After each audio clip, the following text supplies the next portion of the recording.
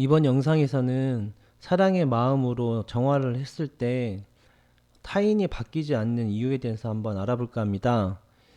어, 우리에겐 소중한 존재들이 있는데, 뭐 친구나 가족, 이렇게 소중한 존재들이 있습니다. 그런 소중한 사람들이 힘들어하거나 어떤 어떤 고난에 이제 빠져 있을 때 우리는 그 고난에 대해서 수용을 하고 이제 정화를 하게 됩니다. 그런데 그렇게 정화를 해도 상대방이 잘 바뀌지를 않는데, 그 이유는 여러 가지가 이유가 이제 있는데, 그 중에 한 세 가지로 제가 이야기를 한번 해볼까 합니다. 물론 바뀌지 않는 건 아니고 조금씩은 바뀌고 있겠죠. 그런데 우리가 체감할 수 없을 정도로 조금씩 바뀌기 때문에 일단 우리는 이제 바뀌지 않는다고 느끼는 거죠. 그런데 바뀌곤 있다라고 우리는 느껴야 되고, 그리고 정화가 깊으면 깊을수록 그 작게 변하는 것들을 느낄 수가 있어요. 아, 저 사람이 저렇게 변했구나. 조금씩 조금씩 변하고 있는 게 정화가 깊으면 깊을수록 그런 것들이 잘 느껴지는데, 어, 만일 상대방이 바뀌지 않는다고 많이 느낀다 그러면 그 이유에 대해서 한번 알아볼까 합니다. 1차적으로 사람은 쉽게 바뀌지가 않습니다. 이거는 너무나 당연하기 때문에, 그래서 이건 자기 자신을 돌아보면 알 수 있죠. 습관이나 자신의 습관이나 혹은 행동 뭐 이런 것들이 하루아침에 바뀌지 않죠. 성격도 안 바뀌고요. 그리고 나쁜 생각을 계속 가지고 있는데 그 생각을 바꾼다는 게 쉽지가 않습니다. 그래서 내가 상대방과 어떤 다툼이 있든, 아니면 상대방이 좀 잘 되길 바라는 뭐 마음이든 어떤 상황이든, 이제 그걸 정화를 아무리 하더라도 그 에너지들이 워낙 크기 때문에, 그 습관이라는 에너지나 기존에 갖고 있는 그런 기억의 에너지가 크기 때문에 하루아침에 바뀌지가 않습니다. 그러니까 정화를 했으니까 금방 좋아지겠지라는 이런 생각을 가진다면 이것도 욕심이기 때문에 이 자체도 정화를 해줘야 됩니다. 정화를 했으니까 금방 좋아지겠지라는 생각이 떠오르면 왜 나는 이런 생각을 가지는가라고 질문을 하고 정화를 해 주셔야 합니다. 두 번째는, 이제 인간은 기본적으로 생존 본능 때문에 어떤 감사나 사랑을 느끼기보다는 위험이나 손해에 더욱 민감합니다. 그래서 자기를 지켜야 되기 때문에 그 위험 요소나 어떤 손해가 나한테 끼치지 않을까에 대해서 기본적으로 생각이 이제 그렇게 작동이 되는데요. 그래서 누군가 사랑을 해줘도 받아들이는 사람 입장에서는 나에게 왜 저렇게 하지? 이렇게 받아들일 수 있는 거죠. 배려를 해줘도, 좀 친하게 이렇게 잘 해줘도 상대방은 다르게 받아들일 수 있는 거예요. 그것이 이제 상처가 깊은 사람일수록 더 심하겠죠. 그래서 나는 잘해주려고 아무리 해도 상대방이 그걸 못 받아들이는 거예요. 그 사람 입장에서는 위험으로 느끼고 손해로 느끼기 때문에 이제 그렇게 되는데요. 우리가 물론 꼭 그 사람, 이게 뭐 정화라는 거는 그 사람과 꼭 말을 하진 않지만, 정화를 하면서 어차피 인간관계 속 안에서 말도 하고 행동도 하게 되는데, 어, 정화를 하게 되면 나름대로 온전한 어떤 말을 하게 되고 행동을 하게 됩니다. 근데 그런 행동들이 쉽게 상대방에게 잘 먹히지가 않는 거예요. 왜 그러냐면 생존 본능 때문에 이런 위험이나 손해에 먼저 작동을 하기 때문에 그렇게 내 진심이 전달이 안 되는 거죠. 그래서 웬만큼의 진심이 아닌 이상, 그런 진짜 진심이고 상대방을 감동시킬 정도의 어떤 사랑의 마음이 아닌 이상이야 상처받거나 혹은 힘들어하는 사람들이 그렇게 쉽게 반응하지 않는다는 거죠. 그래서 잘 바뀌지 않는 겁니다, 상대방이. 그리고 그 사랑을 이제 느낄 수 있는 마음은 사랑을 하는 마음인데, 힘든 사람들은 사랑을 남한테 못 주고 있잖아요. 그런 상태잖아요. 마음 상태가 자신 안에 사랑이 없으니까 상처가 있고 힘들고, 그리고 불만 있고 분노에 빠져 있는 사람이 남을 사랑할 수는 없잖아요. 그러니까 외부에서 오는 이 따뜻한 사랑을 잘 느끼지 못합니다. 그러니까 그 부정적인 에너지보다 훨씬 큰 사랑이 그 위대한 사랑이 느껴질 때까지는 쉽게 잘 느끼지 못하는 거예요. 그래서 변화가 늦어지는 겁니다. 그리고 세 번째는 이제 정화를 하다 보면 내면에서 이렇게 알려주는 메시지들이 있어요. 이 글귀를 며칠 전에 그 내면으로부터 얻게 되었는데요. 정화를 하다가 그러니까 타인을 진심으로 미워하기는 쉽지만 진심으로 사랑하기 힘들다라는 걸 알게 됐습니다. 그걸 곰곰이 생각을 해봤는데, 그러니까 관찰을 한번 해봤죠. 상상을 한번 해봤어요. 우리가 누군가를 미워할 때 미운 사람이 진짜 있으면, 지금도 제가 진짜라고 말을 했잖아요. 미운 사람이 있으면 이 사람 진짜 밉다, 이 사람 진짜 싫어, 이렇게 이야기를 하거든요. 그러니까 미움의 감정이라는 게 100%예요. 순도가 진짜 미운 거예요. 그래서 누군가를 진짜 미워하는 거는 리얼이에요. 100%.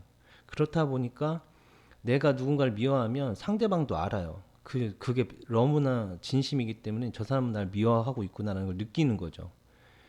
뭐 반대로 누군가가 나를 미워하고 있으면 나도 느끼는 거예요. 저 사람이 날 별로 좋아하지 않게 생각하고 있다는 거. 이렇게 느끼는 거죠. 그 정도로 진심으로 누구 미워하는 건 쉬워요. 그런데 진심으로 누군가를 사랑한다는 건 매우 좀 힘든 거죠. 이걸 잘 생각을 해보면 그런 것 같아요. 누군가를 사랑한다고 얘기를 하는데, 가족을 사랑한다고 이렇게 얘기를 하고, 뭐 누굴 사랑한다고 얘기하는데 그 사랑의 그 실체를 잘 모르겠는 거죠. 감정도 잘 모르겠는 거고. 물론 이런 부분은 좀 다를 수 있어요. 연애 초기나 뭐 신혼부부일 때는 뭐 눈에 뭐 콩깍지가 낀다 그러잖아요. 그러니까 그런 식으로 그런 특별한 경우 빼놓고는 누군가를 사랑한 그 친한 사람, 뭐 친구든 누구든 가족이든 사랑은 분명히 우리 사랑한다고 이야기는 하지만 사랑이 잘 모르겠고 진짜 그 감정을 잘 모르겠는 거죠. 그래서 진심으로 사랑하기는 힘들다는 거를 이렇게 내가 이제 일생을 이렇게 과거를 돌아보면서 이렇게 봐도 저도 그렇게 느끼게 되더라고요. 그래서 타인을 사랑의 마음으로 정화를 했는데 타인의 어떤 인간관계나 그 사람이 잘 되길 위해서 타인 그 정화를 했지만 타인이 안 바뀌는 이유는 이런 겁니다. 진짜 사랑의 마음을 제대로 못하는 거예요. 진짜 사랑의 마음을 제대로 표현을 못하는 거고 내 안에 사랑의 에너지가 부족한 상태인 거죠. 그래서 상대방이 그렇게 쉽게 안 바뀌는 거예요. 하지만 기적을 만든 사람들이 존재를 해요. 뭐 예를 들어서 호우포노포노의 그 일대 계승자죠. 그 휴렌 박사님 같은 경우는 정신병동을 치유를 다 했잖아요. 이런 식으로 진짜 사랑의 마음을 최대한 키워서 정화하는 사람들은 이걸 만들어내는 거죠. 그리고 간혹 가다가 영화 같은 데 보면 뭐 정말 불량 학생이라고 불리는 그런 학생들을 진짜 사랑의 마음으로 그 잘 가르쳐서 그 학생들이 정말 좋은 모습으로 바뀌는 그런 영화들이 있잖아요. 그러니까 그 선생님을 되게 잘 만나서 어, 그 인생이 바뀌는 어떠한 그런 학생의 이야기도 있고 아니면 친구를 잘 만나서 인생이 바뀌는 경우도 있고 그런 식으로 이제 간혹가다 그런 이제 우리가 영화나 책, 글이나 이런 뉴스 같은 걸 이제 접하게 되는데요. 근데 그런 사람들은 진짜의 어떤 진심으로 사랑의 마음을 정말 가진 거죠. 그리고 상대방을 변화시킬 정도의 사랑의 에너지를 주다 보니까 상대방이 그거에 동화돼서 이제 바뀌게 되는 거예요. 그래서 그러니까 내가 인간관계에서 누군가를 위해서 했는데 상대방이 안 바뀌는 건 이유는 아주 간단합니다. 크게 보면 내가 주는 사랑이 상대방이 갖고 있는 부정적인 상태, 그 부정적인 어떤 에너지 상태를 넘어서지 못하는 거예요. 나의 사랑의 에너지가. 그러니까 나의 사랑의 에너지가 그 사람한테 인지가 제대로 안 되는 거예요. 물론 사랑의 에너지가 인지가 안 된다 하더라도 그 사람한테 전달이 안 되는 건 아니에요. 분명히 조금씩 변하고는 있습니다. 그런데 크게는 안 바뀌는 거죠. 그 사랑의 에너지가 어느 시점 딱 작아가는 순간 크게 바뀌겠지만 그렇게 쉽게 바뀌지 않는 이유, 내가 분명히 정화를 열심히 했는데 안 바뀌는 이유는 그 에너지, 그 상대방의 부정적인 에너지보다 내 사랑의 에너지가 아직은 작기 때문에 미비하게 그렇게 지금 작용하고 있기 때문에 그렇습니다. 대학교 설문조사에서 이런 거는 이제 한 적이 있더라고요. 부모를 사랑합니까라는 질문을 이제 한 거야, 대학생들에게. 그랬더니 90%가 사랑을 한다고 이제 답변을 했대요. 그리고 부모님을 존경하는가라는 질문을 다시 했는데 10%만 존경한다는 거예요.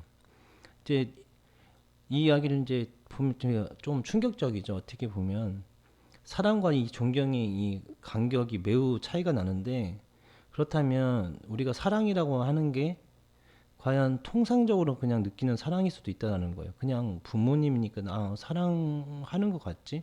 뭐 이런 느낌이죠. 근데 존경이라는 단어가 딱 들어가는 순간 완전 달라지는 거예요. 그러면 이 존경이라는 개념이 사랑을 더 쉽게 설명할 수 있죠. 물론 이제 온전한 사랑을 얘기하는 건데, 이 사랑, 우리가 일반적으로 알고 있는 사랑이라는 단어를 존경이라는 단어에 좀 빗대어서 좀 이렇게 생각을 해보면 어느 게 온전한 사랑일까에 대한 한번 그런 어떤 생각을 해볼 수 있다고 생각을 가져요. 근데 제가 이거를 말씀드리려고 하는 이유는 이런 거예요. 뭐냐면 물론 이제 부모를 존경하는 부분은 있을 거예요. 저도 저희 아버지나 어머니를 존경하느냐고 물어보면 솔직히 존경은 하지 못합니다. 그런데 존경하는 부분이 있어요. 부분은 있습니다. 제가 제가 원하는 어떤 모습들을 부모님들이 다 보여주진 않잖아요. 그런데 저를 키워주시고 열심히 해주시고 성실한 부분, 이렇게 부분적으로는 있지만 이 존경이라는 단어는 그렇게 뭐라고 해야 될까, 약간 이상적인 개념이잖아요. 그러다 보니까 존경이라는 단어를 그렇게 쉽게 못 쓰는 것 같아요. 하지만 존경하는 부분이 있지만 온전하게 존경하지 않기 때문에, 존경하지 않는 부분들이 좀 있기 때문에 하지 않는다라고 답변을 준 것 같아요. 근데 여기에서 중요한 게 존경하지 않는 부분을 미움의 기억으로 기억하게 되는 거예요. 그러니까 부모님에 대해서나 뭐 누군가의 그 상대방에 대해서 이 사람이 그러니까 싫은 부분이 있잖아요. 그러면 그거를 미움의 기억의 상태로 가지게 되는 거예요. 나도 모르게. 그래서 그거를 계속 가지고 있는 거예요. 그때 정화를 했으면 되는데 존경하지 않는 부분에 대해서, 싫은 부분에 대해서 우리가 계속 정화를 해온 게 아니기 때문에 그것이 그냥 미움의 기억, 싫은 기억으로 남아 있는 거죠. 그래서 만약 부모님을 위해서 정화를 했어요. 정화를 하는 거예요. 부모님하고 좀 다퉜어요. 그래서 부모님하고 관계 개선을 하려고 노력을 해서 열심히 정화를 했는데 부모님이 안 바뀌는 거예요. 좋게. 그 이유가 뭐냐면 그 전에 쌓였던 이 미움의 기억이 남아 있는 거예요. 싫었던 부분들이, 존경하지 않는 어떠한 기억들이 그 당시 때 판단으로 계속 남았던 거죠. 저건 싫어, 저건 싫어, 이런 식으로 계속 남아 있었던 거예요, 마음속에. 그래서 그것이 정화될 때까지는 오랜 시간이 걸리는 거예요. 그래서 상대방이 안 바뀌는 이유는 그 상대방과 관련된 수많은 기억들 중에 내가 부정적으로 갖고 있는 기억들을 많이 가지고 있는 거예요. 그래서 그 기억을 넘어설 정도의 사랑의 에너지가 차기 전까지는 상대방이 그렇게 쉽게 바뀌지가 않는 거예요. 그래서 잠재 의식에 부정적인 기억이 이제 존재를 하기 때문에 우리는 계속 사랑의 에너지를 채울 때까지, 충만해질 때까지 정화를 해야만 상대방이 온전하게 바뀔 수가 있는 거예요. 물론 시간이 좀 걸리겠죠. 그리고 상처의 깊이, 그리고 그 전에 어떤 관계가 얼마나 좋았느냐 아니면 나빴느냐에 따라서 그 기간이 좀 짧고 길 수가 있겠죠. 그리고 정화가 조금 많이 이루어지게 되면 존경할 수 있는 부분들이 점점 많이 느껴지게 돼요. 저도 아버지에 대해서 되게 부정적인 생각들을 많이 가졌었는데 불만적인 게 있었어요. 그런데 정화를 하다 보니까 아버지의 이런 모습들을 존경하게 되고 이런 모습들도 존경하게 되는 거죠. 그러니까 존경하는 그 범위가 점점 늘어나지게 이제 되고 상대방을 또 다르게 느끼게 됩니다. 뭐, 뭐, 가족하고 이제 다퉜어요. 부모나, 아니까 뭐, 아내랑 많이 다퉜어요. 아내나 남편하고 다퉜다고 했을 때, 그래서 이제 정화를 하겠죠. 그리고 상대방이 좋은 방향으로, 바뀌었으면 좋겠다는 이제 생각으로 정화를 이제 하게 되면 상대방이 그전에는 미워할 거 아니에요. 다퉜으니까. 그런데 정화를 하게 되면 상대방이 미웠던 게 감정이 사라지고 고마운 감정들이 느껴지기도 하거든요. 그러면 그 고마움의 감정을 느끼는 순간 다퉜을 때 내가 말했던 방식이나 그렇게 했던 행동들이 그런 걸 표현하지 않고 감사의 상태의 어떠한 에너지의 그런 상태에서 말과 행동을 하게 되는 거예요. 그런 말과 행동에 의해서 갑자기 관계가 좋아지고 그 상대방이 변화가 일어나는 거예요. 그 상대방도 아, 나도 미안해 먼저라고 사과도 할 수 있는 거고요.